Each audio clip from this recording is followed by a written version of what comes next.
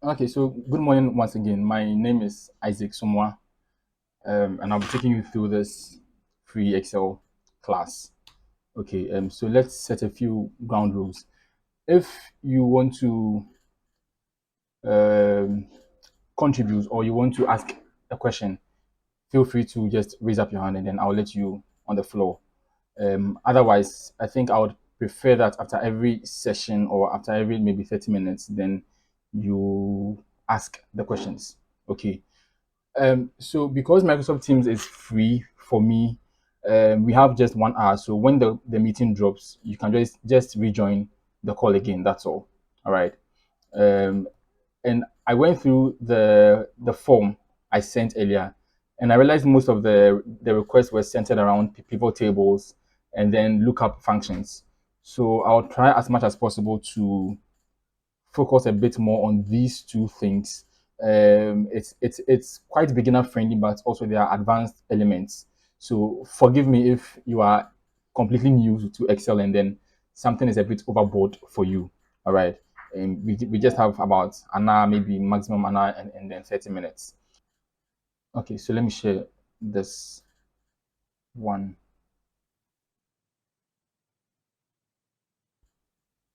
Okay, so this one is a bit more complicated. Okay, so for instance, if I decide that I want to view my sales, so this is more of a sales dashboard. Okay, so let's say if you want to view your sales for, let's say, um, quarter 1 of 2023, then you can just click on this, and then we expect that the graph will automatically update. So let's give it a few more seconds. I think it's the first time, so the engine is running. Okay, good. So quarter 2, I have that, and it's highly interactive. Okay, and even for this table, the filter I pick here would also affect particularly what I'm seeing. So let's watch the table over here. So let's say Q4, we have this. Okay, and whilst we will not have time to go through this whole thing because this can take like maybe 6 hours to go through because it's a lot of information predicting even when the customer is likely to buy and all that. Okay, so that's just briefly what I'll be taking you through today. So let's start with the invoicing app. Let me check the lobby to see if there are people in there.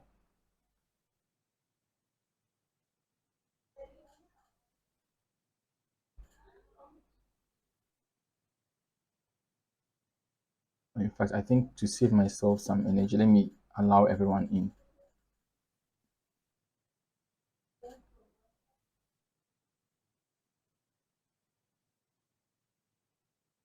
Okay, cool. So let's start.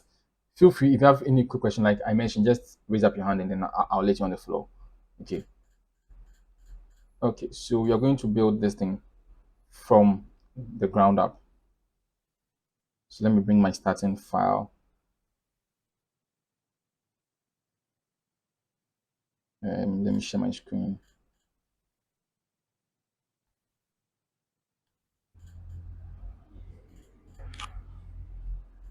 Okay. So ideally, I would have shown you how to design this whole thing, but in the interest of time, I wouldn't do a lot of designing here. So I did the basic design, and then we'll look at the functionality more of okay in this class. Excuse me. So the first thing is maybe let's bring in a logo. Okay. So to that, we go to the insert tab, and then we can say pictures. I want to place over cells, not within the cell. So let me choose this. Let's see. I think I should have this here. Content and designs, content creation.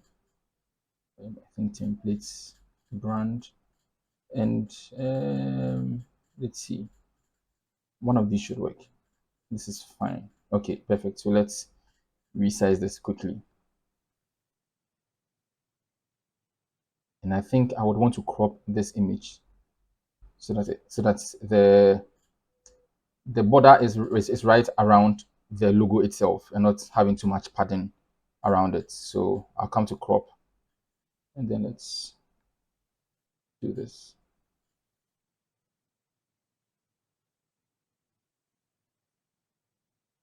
Okay, I think this is just right. So enter on my keyboard.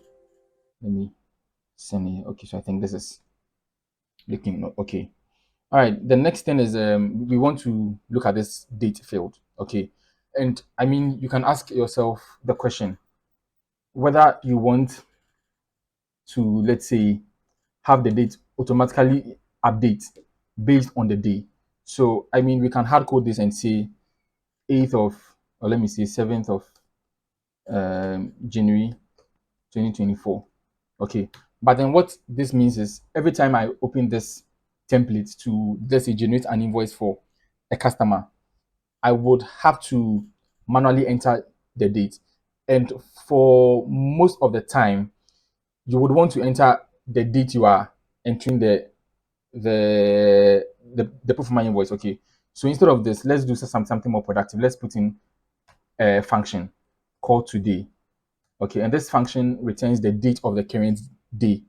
All right, so let me close off this bracket, and then we have 8th of January.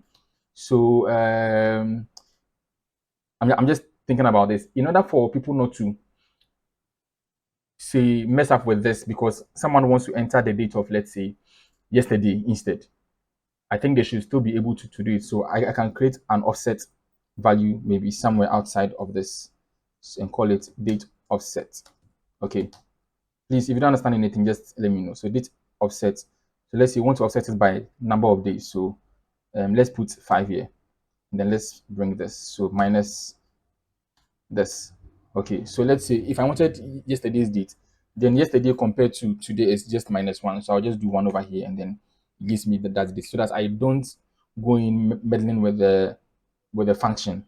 And as much as possible, when you build Excel applications, you always want to be careful not to have people touch the functions because that is more like the bread of the whole application. So the next thing is the validity period. We have 15 days. I mean, you can set this to, let's say, 30 days and all that. Let's make this 15. I'm sorry. Let's make this 15 days. Let me see, days.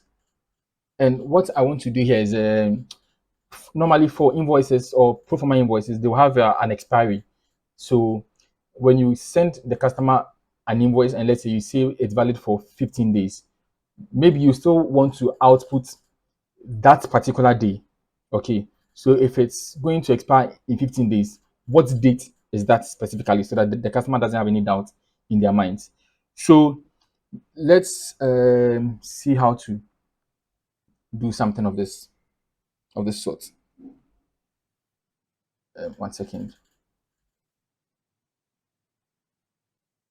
Okay, so the first thing is that we want to extract this number 15. Okay, we want to extract this number from this field so that we can add the 15 to this. So let's copy this date. It's today. Let's bring, let's say, 15 here.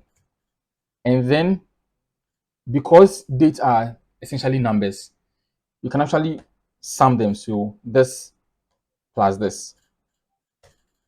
And then it gives you 23rd. All right. So we want a way to take out this 15 from the days. So the first thing we'll look at is a function we call left. Okay. So left function is a text function. It's going to return the number of characters from the left of the text. So if we specify this text, the next argument, which is the number of characters, is that, let's see, for this we know that it's 2 characters. We want to return 1 and 5. So 2. All right.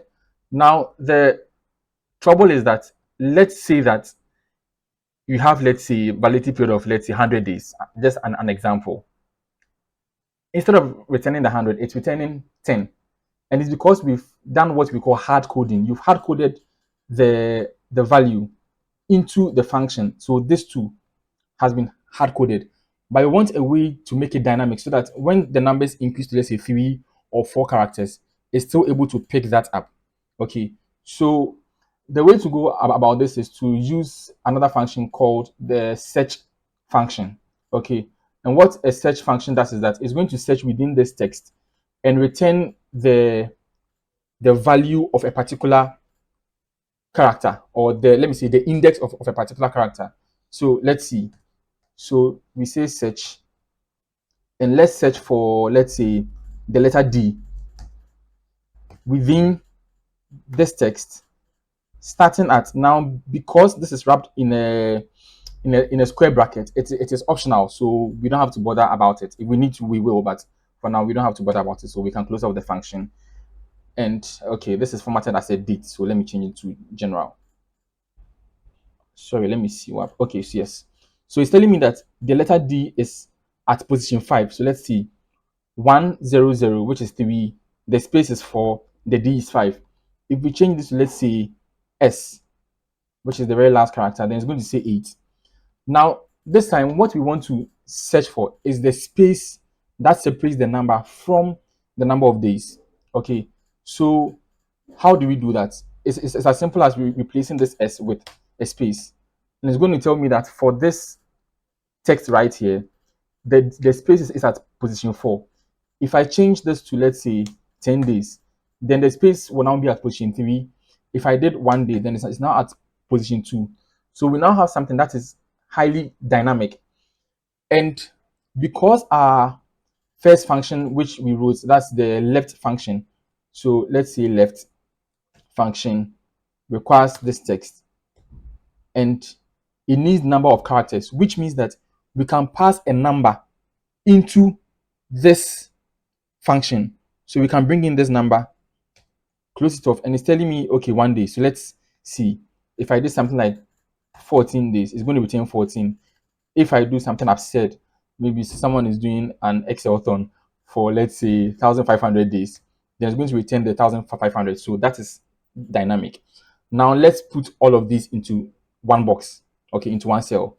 So the way to do that is, I'll take this function. So let me delete this.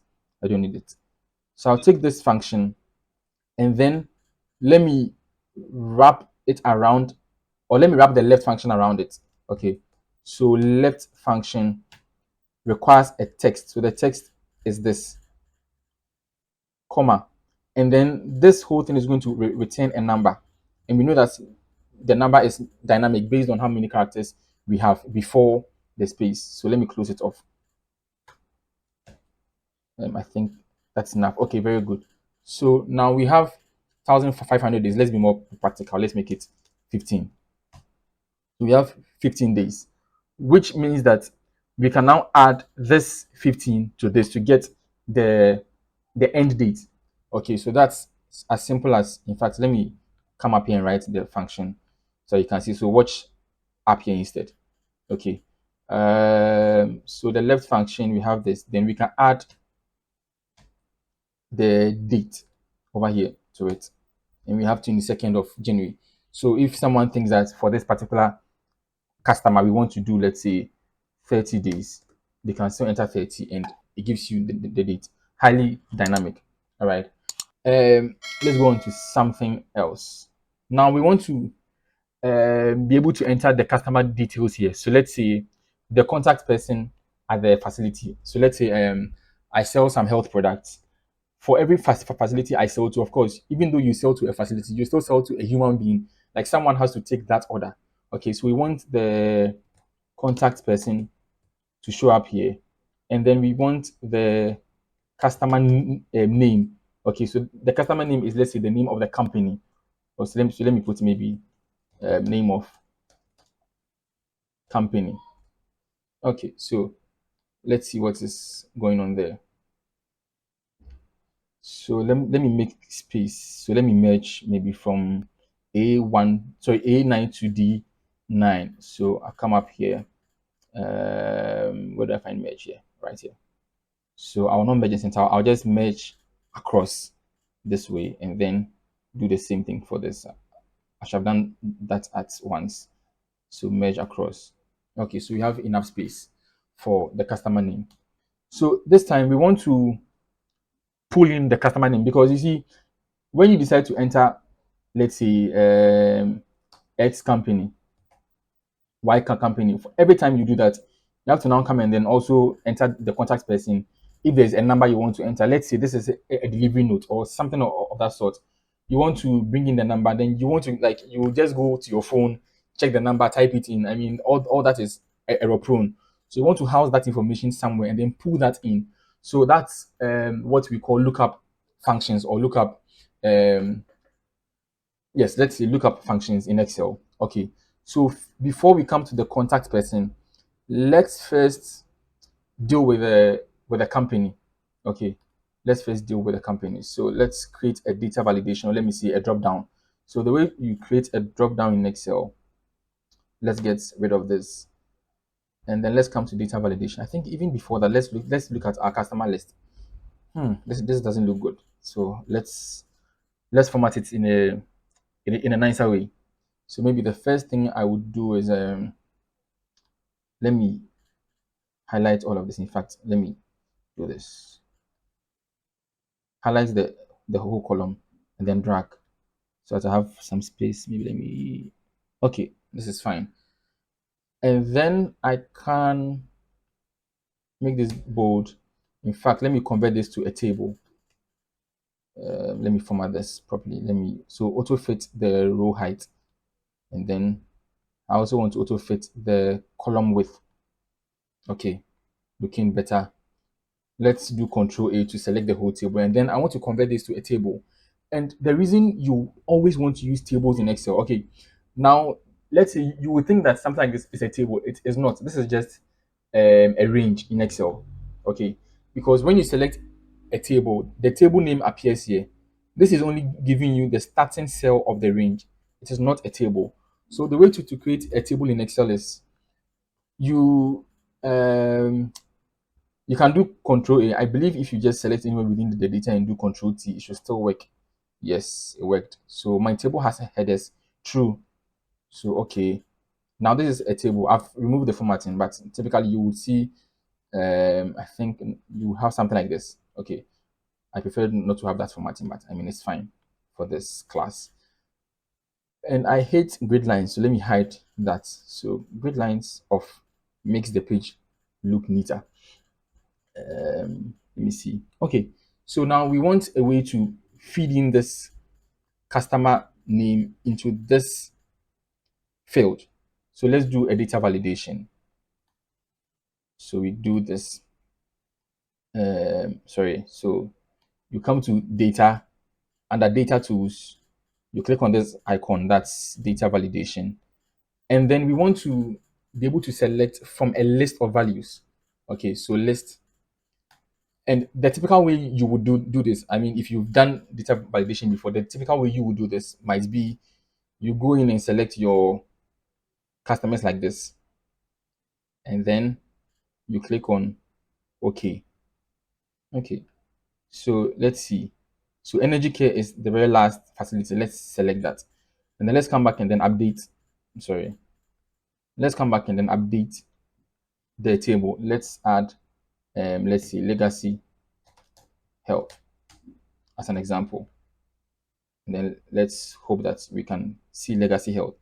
Now, legacy health is not showing, and that is a problem. Okay, because you always want to think about how to avoid working too much in the future. So you try and build the template or the apps in such a way that once you update something, that information is being picked up. Because now I've added a new customer because I thought it was a table. So in fact, because it's a table, I thought it should pick the values, but it is not. I mean, we can clearly see because I was hoping to see legacy health here. Maybe let me try typing. It's not showing. So a better way to do data validation when you are validating from a table is you would have to use something we call a named range. Okay. So when we select this table, you see it is called table one. That name doesn't make any sense because if I have like maybe 100 tables, then table one, table 99 doesn't make any sense to me. So let's rename this table. Typically, people will come here and then rename it, okay? But I don't prefer this method because it creates two names in the name manager. So let me explain. If I do this, let's say customer details, for example, I still see table one over there, and then but then of course I can still reference customer details as a table, and it's going to work.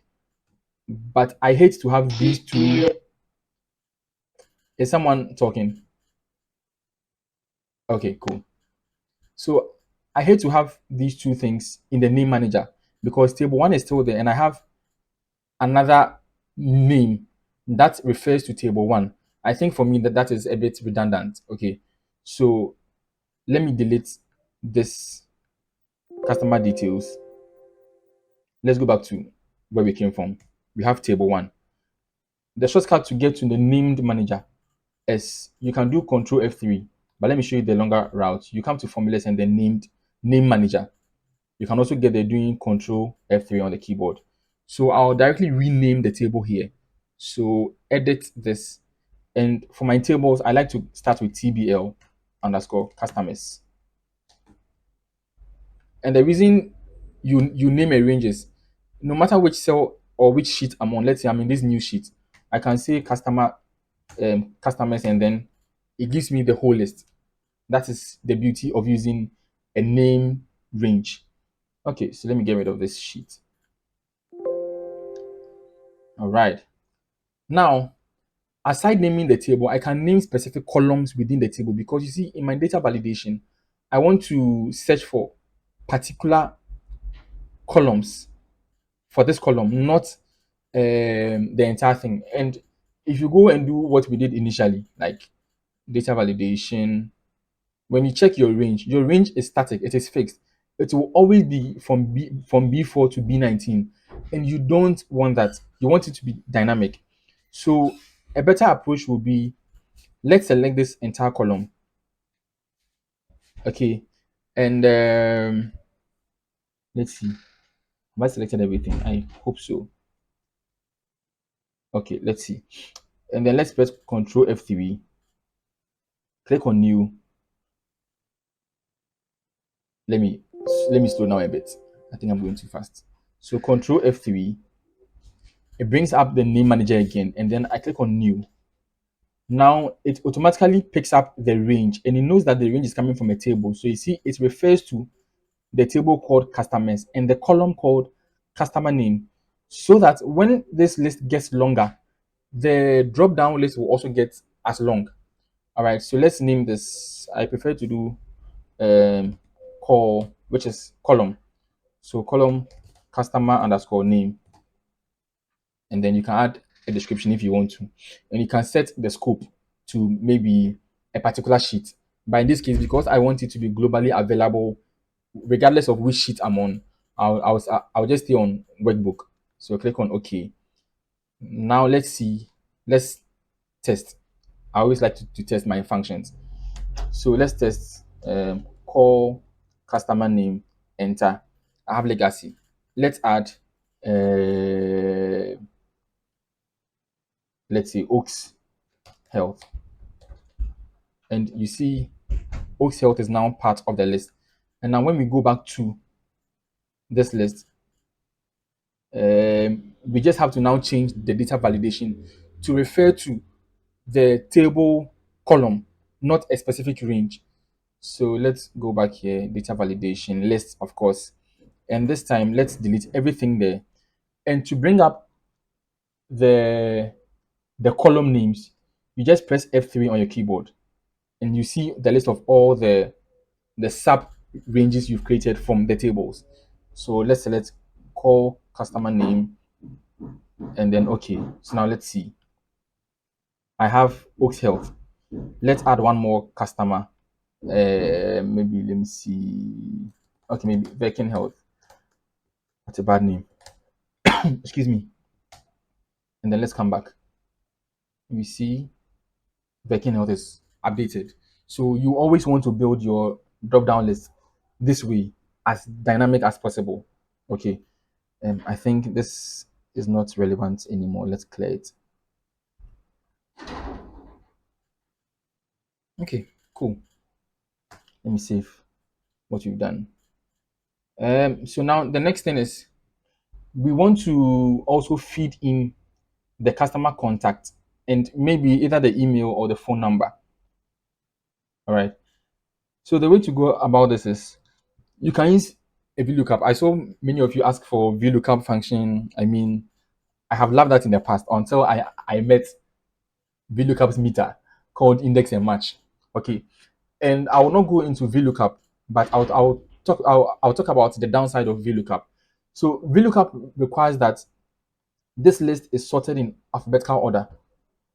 Okay, and it also requires that the range you are searching for, or your criteria range, is what starts the table. Okay, so if you had, let's say, for instance, if you switch things around and let's say you wanted to enter the customer name first and then return, so you wanted to type in the contact person and then return the customer name, that would not be possible with VLOOKUP because VLOOKUP works from left to right and not from right to left. So a better function would be the index and match function, which are two distinct functions. Okay, I wouldn't go into how they work specifically, but I'll try to show you how to combine both, the thinking behind it. It's very easy, trust me. So let's write um, index. So you have index. Index is, let's say, the first argument of index, which is the array, is where your answer lives. What do you want to return at the end of the day? In this case, we are interested in the contact name. Okay, we are interested in this particular field. Sorry, so the contact person is what we are interested in this time. Okay, so we want to use that over here. So index, the argument here has to do with this list we want to return, okay, or where our answer is. So just think about it this way. It'll make your life a lot easier. Now, oh, I'm sorry. Let me select this whole thing again. This whole thing again. Okay. Then the row number. Now, this second argument is what we would use for the match function because the match function returns a number. Okay. And if it returns a number, then we can pass that number into the row number over here. So write the match function. Now, the match, what are we looking for is the question. So we are looking for this value, comma, where is that value or where are we looking up that value? This value appears in this space, and then we want an exact match so that you don't want to do a partial match in this case. And for most of the lookup functions, you are likely to do an exact match. So I'll just do 0 for exact match, as you can see over here, and then close the parenthesis. Let me close off the first one and then click on enter. So Virkin Health has no customer details, so it is 0. So let's select Green Vista and we expect to see Dr. Emily. All right, so Green Vista, Dr. Emily. Perfect. Now I wrote this function in the basic way. So let me make it a bit more dynamic and robust. Instead of using ranges like this, I prefer to name the ranges so they are dynamic. So because I know I will need this field, okay, let's name this field like we did for the customer name. So Control F3, new, and then we call this, let's say, call underscore contact underscore person. Okay, click on OK. So it means that if we then call contact person, oh, I'm sorry, call contact person, it should return that field. Okay, all right, and then maybe I think we'll need the phone number too. So let me do that. Control F3, new. We'll call this call phone. Hello, Isaac. Yes. It seems as though anytime you do Control F3, whatever should appear doesn't appear. Oh, right. I'm just realizing. Okay, then let me switch to sharing my entire screen instead. Okay, so give me 1 second. Thanks for bringing that up. Let me change this. Okay, so share the entire screen.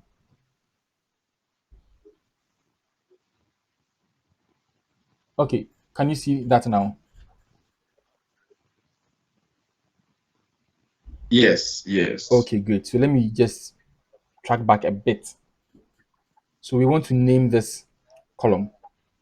So I select the entire column, Control F3 to bring up this name manager, and then I'll go to new. So you see, it refers to TBL underscore customers, which is the whole table, and then the particular column is called phone, as we can see here. So it means that it is not a fixed range, like let's say cell E4 to E22. It's anything within the column called phone. Okay, so if this column gets to 1,000, you'll see 1,000 phone numbers in your data validation. Okay, so let's rename this to call underscore phone underscore number. Okay, so click on OK and then close this off. So let's test it out. Let me get rid of this. So equals call underscore phone. Okay, and we have a list of all those numbers. Okay, so let's see. Let me put in some numbers. This is plus 233 xxx. I mean, as an example, they said what? I cannot do that. Okay, let me put a tick mark column. Just do this. Okay, so once I update the phone number column for any customer, it will show up in the list. So everything is working fine. So let's go back and then let's improve this function. I'll do something maybe you know, maybe you don't know. I'll hold Alt on the keyboard and then press enter so that I have an indent in the formula. It makes it easier to read when you have complex formulas. Okay, so I'll give a space. 1, 2, 3, 4, 5 is usually enough for me. And then we separate. In fact, let me do equal to the index function. I think it's fine. This index function, and then let me separate the match function as well. Okay, so the index is, we said, where we have our answer. Okay, what we want to return at the end of the day. What are we looking for, basically? Not what are we looking for. What we want to return. Let me keep that communication. So this time, instead of saying we want to return a certain range, we know that we want to return from the TBL customers table a particular column. Okay, so I mean, you can start typing the name of the table, so TBL underscore customer, and then you use the square bracket to reference a particular column. So when I do square bracket, it now brings me all the columns in the table. So what we want here is the customer or contact person. So contact person, let me close off that bracket. And then for the match, what is our lookup value? For that, it is cell 10 or the row 10 of the first column. So I think for that we can keep it because it would always be the same. We are not dragging the function anyway, so it's fine. Now this customers, I also want to change it to TBL underscore customers. Then lookup array. So our customer names are in the customer name column. So right here, tab key, close this off, and then let's see if it works. Okay, so let's select. All right, I mean, this is great. I want to add the phone number in this same column. All right, I know normally people will do something like, okay, you've written this function here, you come to another cell and write another function to return the phone number. I mean, you can do that if you want to. I mean, that's your liberty. Hmm. But in this case, we want to also return the phone number. So let's first write that function in a different cell and then we combine them. So Miss Harmony Johnson, Miss Harmony Johnson. Now instead of returning Miss Harmony Johnson, we want to return. So what customer is that? Harmony Health. So Harmony Health is here. No, sorry. In fact, let me sort this list to make my life easier. So Harmony Health. Okay, here. Miss Johnson. So now we want to return, instead of Miss Johnson, we want to return the phone number. Okay. So we just change one thing. Is what we are returning. So instead of the contact person, we need the phone number. That is the only change we'll do to the formula. And we have this. So now we can combine this and this into one cell so that we don't have two formulas or let's say you have two formulas working in one cell. And the way to do that is, so let's say that we want to add um, a bar after this thing. So we can just do ampersand and then type in, let's say, Isaac as an example. Okay, that's how to combine a text and a function or a cell reference. So you see Miss Harmony Johnson Isaac. Okay, so now we can do, let's say, dash Isaac. We can do space dash Isaac. And you get the point. So now let's replace this with this bar, and let's put in, let's say, a dummy phone number. Okay, so let's do plus 233 xxx. Okay, so instead of hard coding this, like I, I call it hard coding, you want to rather refer to this cell, or you want to write a function in here. So let's break this part down. So let me send this down, give myself some room. Let me drag this down. Okay. So now we want to return the bar, space and then bar, and then we want to return the phone number. Let's see if it works. Okay. So it is still working. So what I've done is I've taken the result of this function, which is someone's name. So all of this is returning a name. I'm combining that with this symbol, which is showing up here. And then I want to also combine that with a phone number. So now this phone number can be replaced with this function. So let's copy this whole function, and then let's get rid of this. And then I'll just do Control V. Okay. Let me take out the equal to sign. I don't need that. Okay. So we have two index functions. This is the first one, returning the name of the person. This one is returning the phone number separated by a space. It's as simple as that. So let's get rid of this. And you can do this. And if you want, you could also return the email address maybe in a cell below, or even right here. It's just the same thing. You concatenate them in that order. Okay, so this is quite good. If I have time, I'll show something a bit advanced, but let's skip that for now. Let's go to the invoice part. So the point of what I'm doing here is not to create an invoice app per se, okay, because you may not need an invoice app. But I always tell people that it is learn the concept and then how you can apply that in your field, okay, or to whatever work you do. So you may not create an invoice app, but VLOOKUP is VLOOKUP, index and match is index and match. You want to look up a value. You may not be an invoice person. You may be doing sales, something completely different, but the concepts are still the same. Okay, so now over here we want to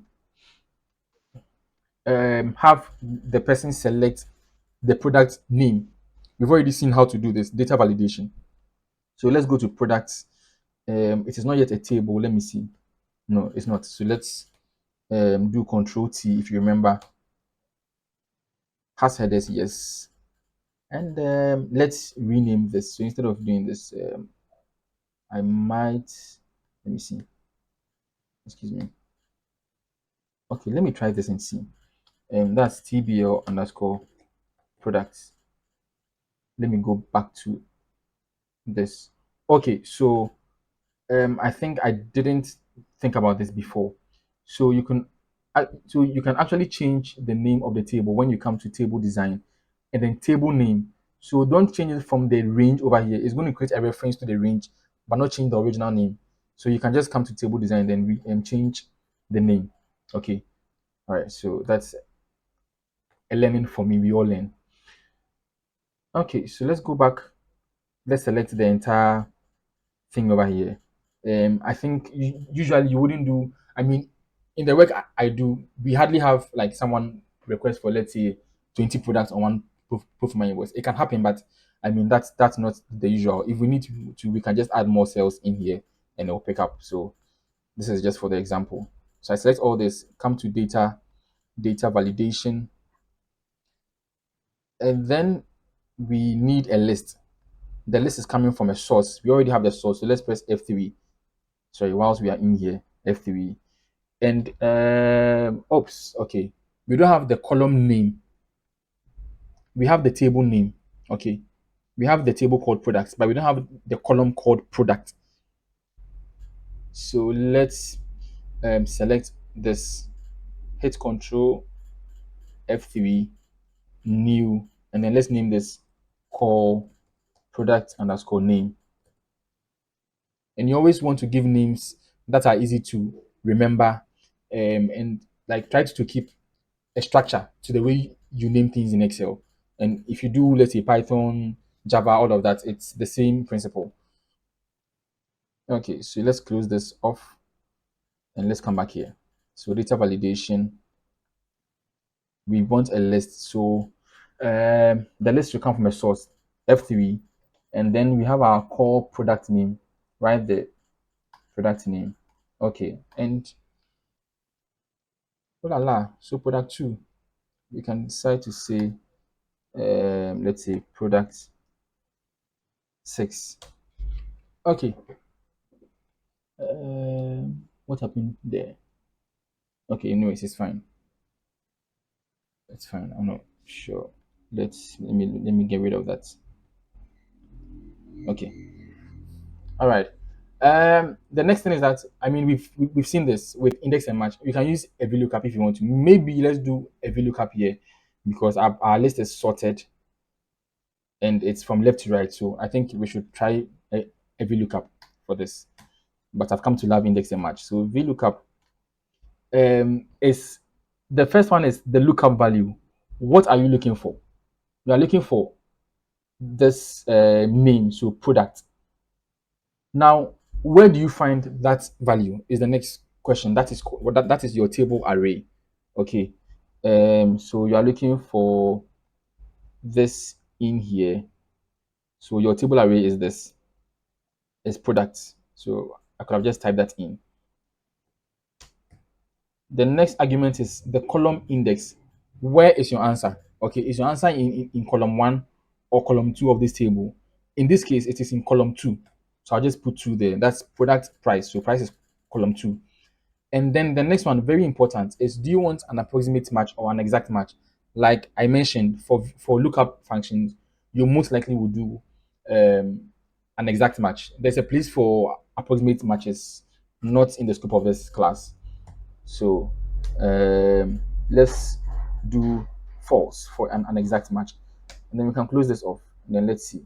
Okay, so let's verify. Product 2 is 65.34. So let's go back. Product 2. Okay, yes. So let's check for product 15, which is 16.10. Product 16. Product 16. We don't have product 16 here. Oh, sorry. 15. Sorry. 15. And if we drag this thing down, okay. So if you drag it down, we have the 16.10 appearing. Now we have another issue on our hands. Okay, because we've dragged the formula down, which is what we want. So that if we enter, let's say, product 5 here, we have the value. But then we don't want to show anything at all. Okay, this NA will make it look like you didn't know what you're doing. So let's catch that error.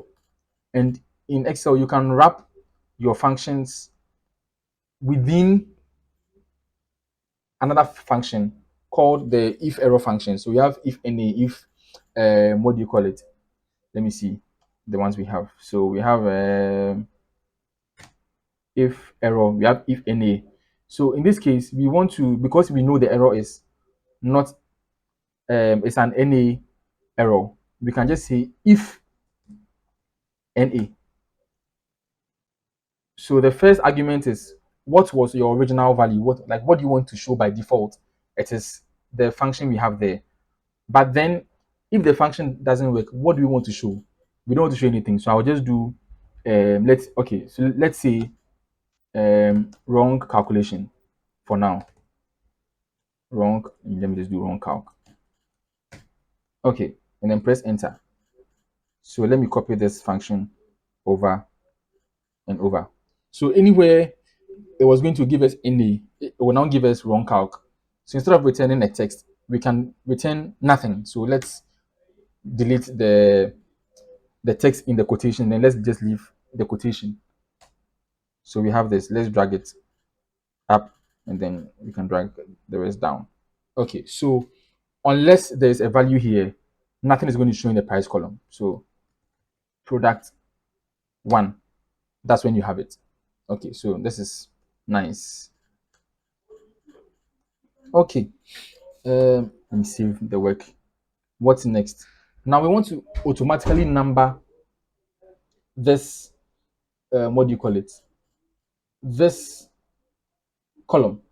Okay, and there's a way to do automatic numbering. Don't attempt to do anything like 1, 2, 3, because then if, oh, I'm sorry, I mean, you could do that in some instances, but I want to show you something better. Okay, oops, let me charge this. 1 second, please.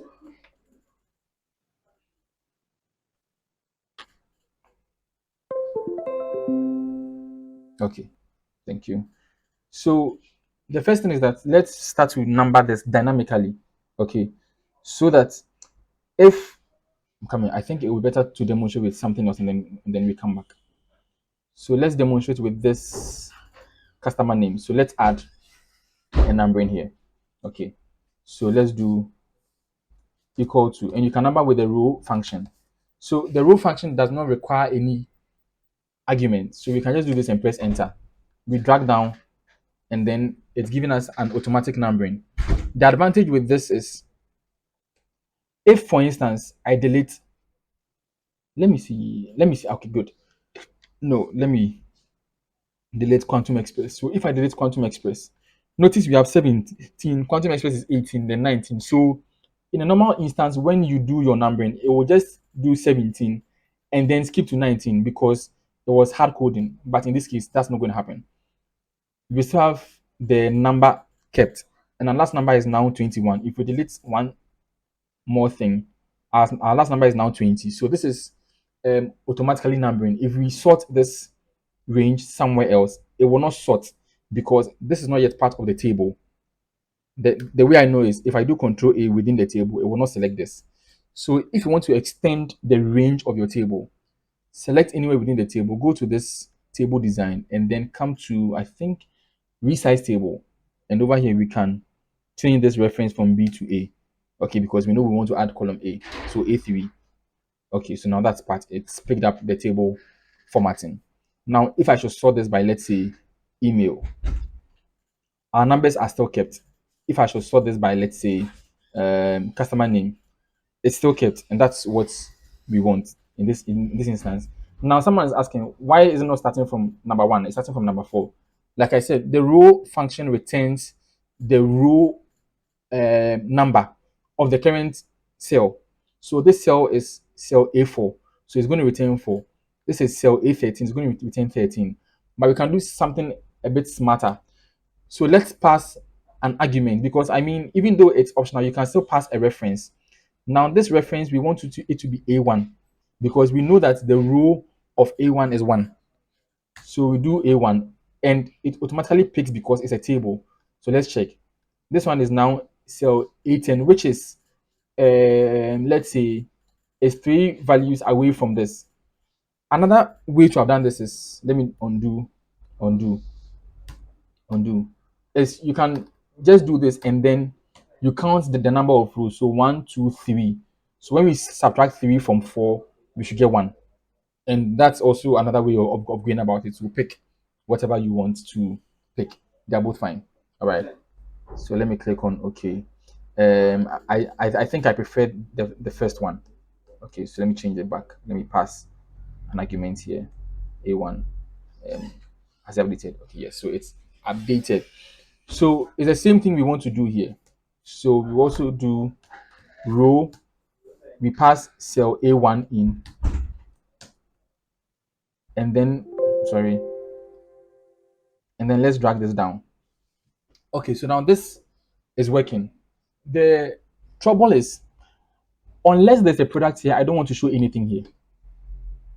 So how do we go about that? So this is a typical if function, or a typical conditional. So the way we can do this is, let's see. So I can check the length of this. So let's see. So length is a function that returns the length of the text. So if I do length of this product 2, it's going to return 9. Okay, and if I did anything with, let's say, product 10, 11, 12, we expect it to be 10. Okay, so let's change this to, let's say, product 10. 10, let's do product 15, it's still 10. Okay, so now it means that we can have a logic that says, if the length of this text is 0, return nothing. Otherwise, return the calculation here. Okay, so let me demonstrate that outside of this, and then we'll bring it in. So let's see, if coming sorry equals, if the length of this text is equal to 0, what do we want to show? If it's equal to 0, let's say that enter a product. Just an example, enter a product. So that is the true value. And then if the condition is false, we want to return the same thing again. So that is still B9. Sorry, B19. So let's close this, press enter. So if I, let's say, delete this one, it's saying enter a product. If I enter any product, it's going to give me the name of the product, and that is the logic we can use over here. So the same thing, I'll write this function in here instead, so that you can see it clearly. So if the length, I'm sorry, if the length of this field is equal to 0, then I don't want to show anything, so I do my double quote with nothing in there. But if it is false, then I want to return this calculation.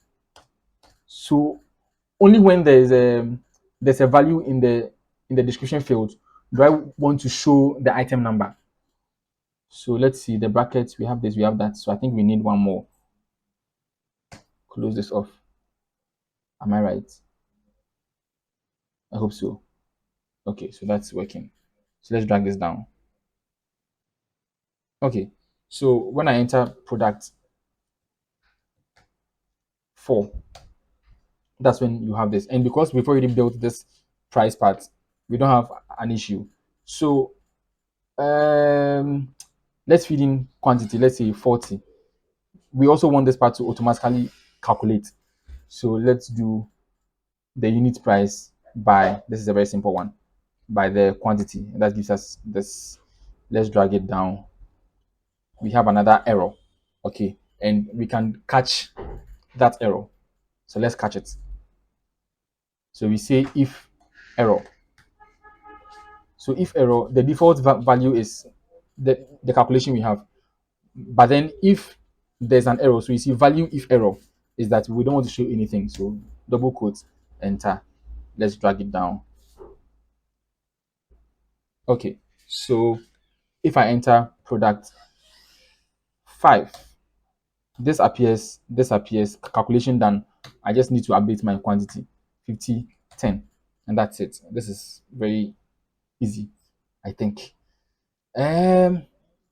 Okay, so maybe one last thing we can do on this invoice app.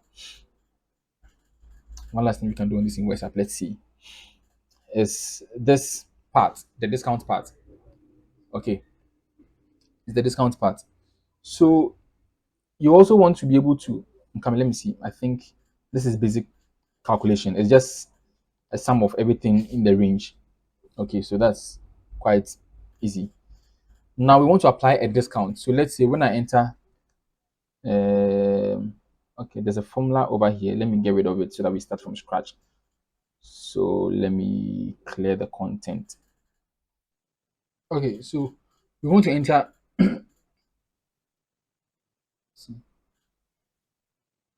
Okay, so we want to enter a discount value in here. So let's say 10%. And this function, I think let's rewrite it. Or in fact, once it's here, let me just explain. Let me take off the if error first. And then we see what's happening in here. L3 times this. Okay. Okay. So all we are saying is that you want to take the, I'm coming, this is 33. Okay. So you want to take this, what do you call it? Discount value, and then subtract it from 1. Okay. You want to subtract this from 1 because then that would give you, let's say, 90%. So if you did 1 minus 0.1, that's 0.9. And then you want to multiply that entire thing by the total. That's what is happening there. Okay. And what it was previously was, in case there's any error, then I want to catch that. And the error will occur if this is 0. So without the error, let's see. So if this is 0, this is looking at okay. So in fact, even this, there will be no error because I'm not calculating directly from a difference. So it's from this one, and then I'm multiplying that by 1 minus this. So if this is 0, and then you have 1 here, then that's 1 minus 0, which is still 1, and so it would work. So I didn't even need that if error function. Okay. So now if you do, let's say, 10%, then our value changes. Now, someone made a complaint to me, or I had a colleague say that the customer came back to him and was saying that if, let's say, there's no discount, then for her, she doesn't want this whole discount thing to show, like it should be hidden. Okay, so I thought to it and I was like, let's use helper cells. All right. So let's say if the discount is 0, then I don't even want to show that it is 0. Like it shouldn't even appear at all. That's the point. So that means that we can't enter the discount in this cell. Otherwise, or every time we can just do this, we come in clear all of that. You don't want to do that. It should be dynamic. So I'll come here. Let's say enter discount below. Okay, enter discount below. Let me put in some emojis. So Windows key, and then the full stop, and then let me search for down. So maybe this is not bad. Okay. So I want it entered here. So the discount is, let's say, 10%. So 10%. Oops, what am I doing? Okay, so 10%. So now you want this cell to refer to this.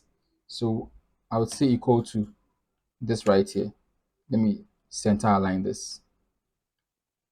Okay, so if I change this to 5%, it changes, which means that I'm no longer entering my discount here. I'm entering that here. And the advantage is that we can apply a conditional format to this. Okay. And so the first thing is that, let's say, come in. So let's say that if this cell, what's happening? So if this cell, the N4, is more than 0, if it's more than 0, then I want to show the discount, which is still in this cell.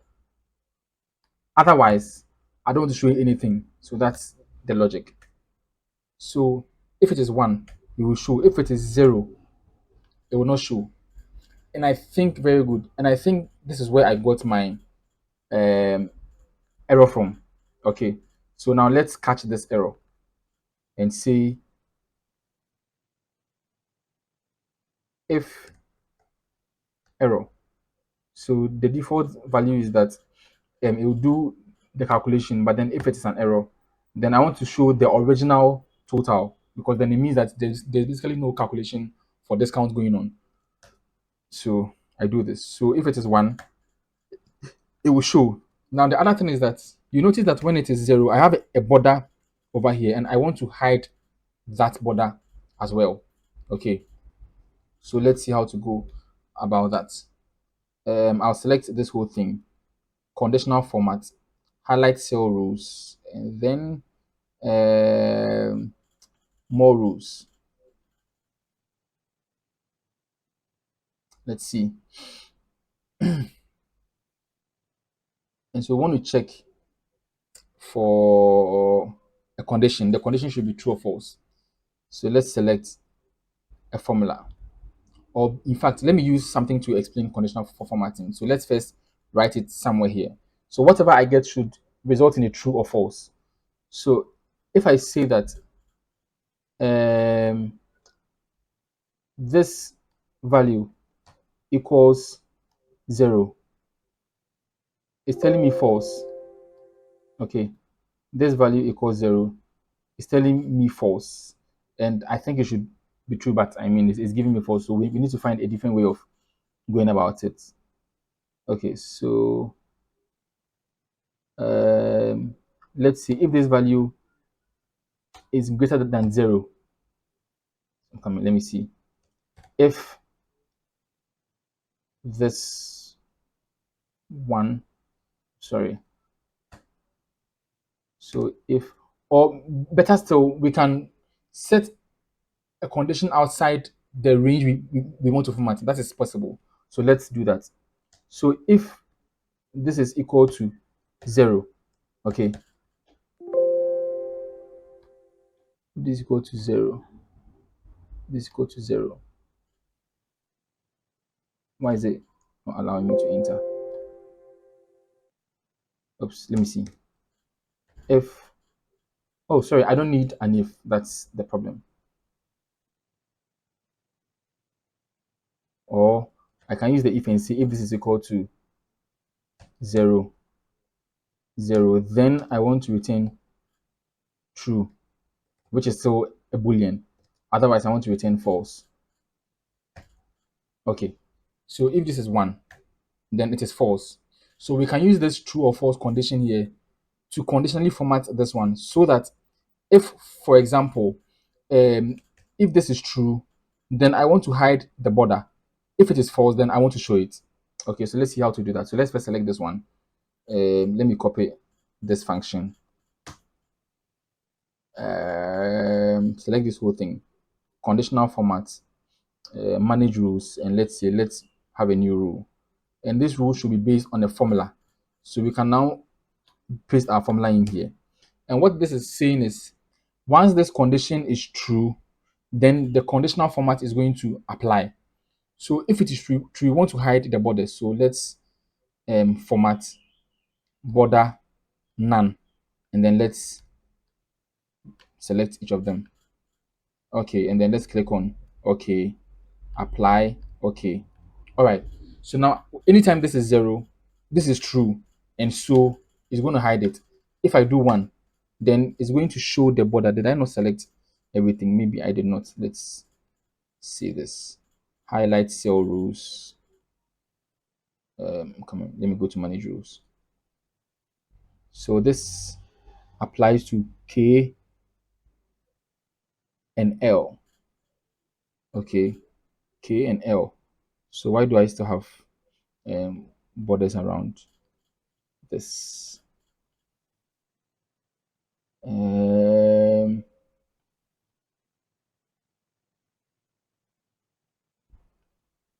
okay, let me see this.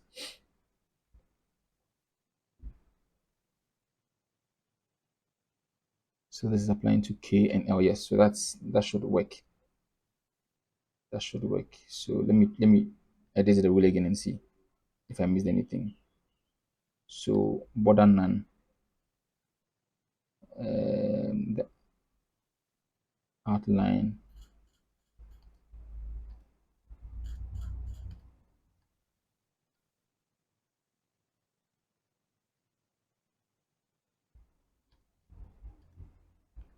It's still applying to just the K. Anyways, let me not spend so much time on it, but you get the point. So these are things that you are likely to encounter. I mean, you know something should work in a certain way, it doesn't, and that is part of the debugging process. Okay. So I think we've done enough for this one. I'll just use about maybe 10-15 minutes to do pivot tables, and then we'll be off. Okay. About 10-15 minutes to do just pivot tables. So let me save this and then bring up the other worksheet.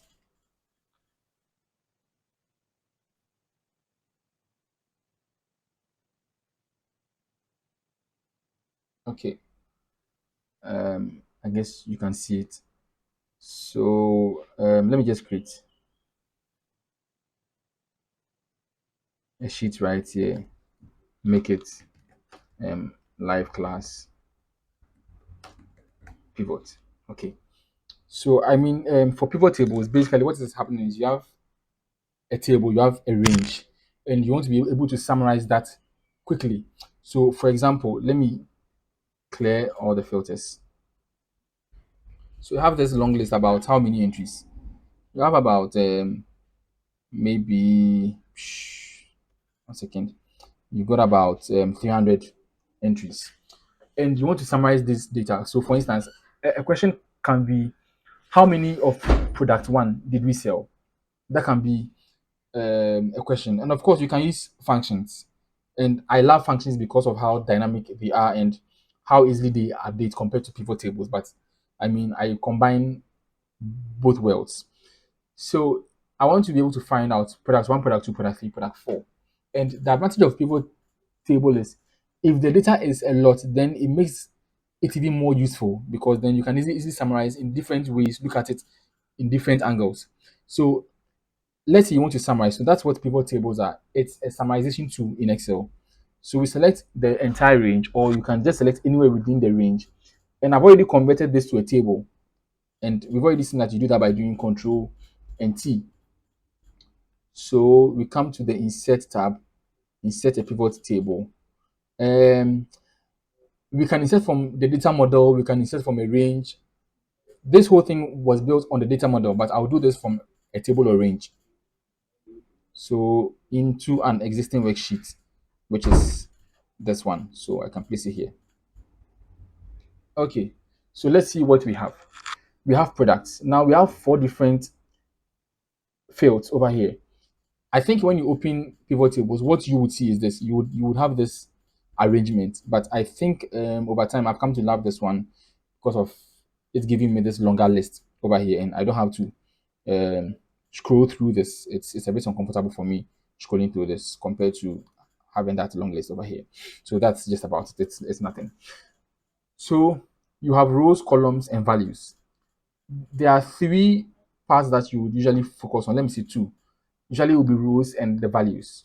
So let's observe what happens when you put something into rows. Okay, I think it's the best way of explaining how pivot tables behave. So when I put products in table, sorry, in rows, it's going to give me the list of all my products, the unique value. So if I have 4 products, even though my list is about 300, it's looking at bringing all these values and then removing the duplicates. So after removing duplicates, you have a list of 4 basically. So if I put this into columns, then it's going to show the same information from left to right instead of from top to bottom. That is the only difference between a row and a column. Okay, so don't let it confuse you. And the reason you choose one over the other is, for instance, for a short list like this, column would work fine. I mean, it's short, it's just 4 products. But if you've got about, let's say, 50 items, then showing that in columns like this, like from this all the way here, I think doesn't make sense. And you are better off sticking to showing a longer list from top to bottom. Okay. And I mean, for this example, let's bring it back to rows. So let's say we want to summarize and see the quantity that was sold, okay, for each of the products. So quantity is numeric, and you want to drag all your numeric fields into values. That's what values are for. So when you drag a non-numeric field into values, it counts, because you cannot sum laptop and light, like that is not maths, but you can sum 1 and 2 or 50 and 100. So let's drag, let's say, something like facility into values and see. Automatically, you see that it's giving me a count because um, this is a non-numeric field, and so you cannot do any mathematical calculations except for counting. Okay, like you count human beings during population census. So let's take this off. And the way to take a thing off is you just drag it outside. When you see this red cross, you leave it, it's off. So now let's drag quantity. Because quantity is a numeric field, we can drag that. So I'll drag quantity to values. And then it's showing me that, okay, we've sold overall 19,000 um, units of products. But then it's giving us the breakdown. And you see now it's giving us a sum because the default calculation in the field, in the values field, is if it is a numeric data, then it's going to sum it. If it is a non-numeric data, it's going to count it. So just take note of that. So it's telling us that we have what do you call it?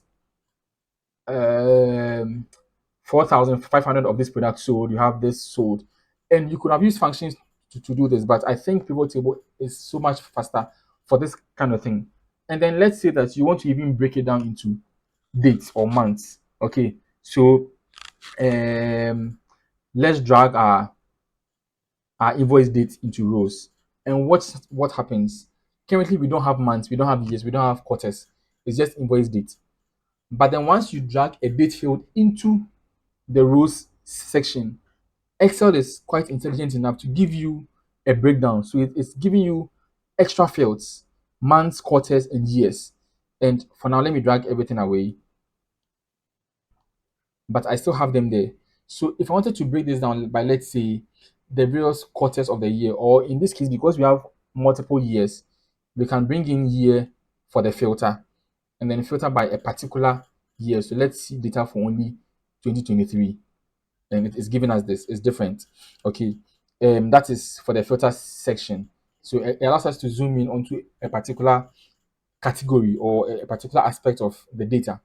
Now let's say that we want to break this data down into different months.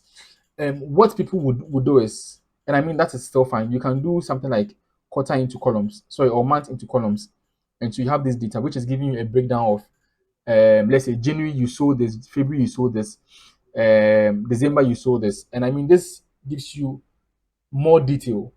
We can change this into quarter, so we drag our quarters to columns, and for Q1 we show this, for Q4 we show this, and you can plot a whole graph with this.